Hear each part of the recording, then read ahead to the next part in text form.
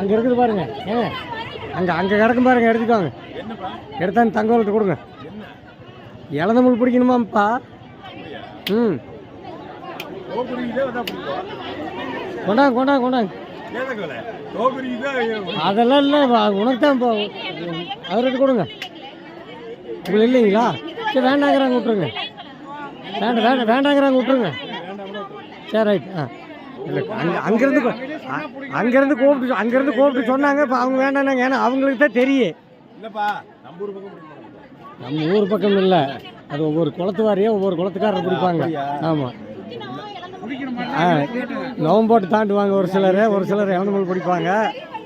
அது அவங்க குளம் வழக்கப்படிங்க.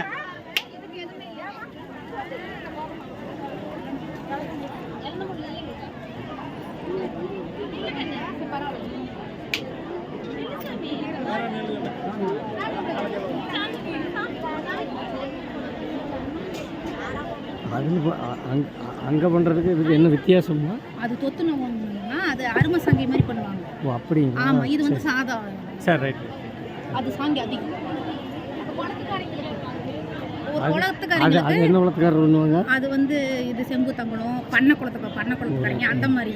சரி. அதனால அது அருமை சாங்கியம். இது வந்து சாதா எழுதிக்கிட்டு இப்படி தான் பண்ணுவோம்.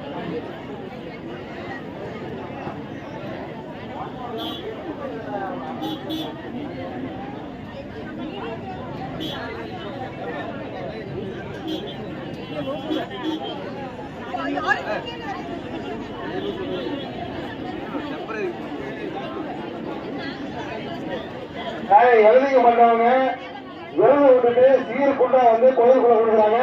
கோயிலுக்குள்ள போய் சீர்குண்டா வாங்கிங்க.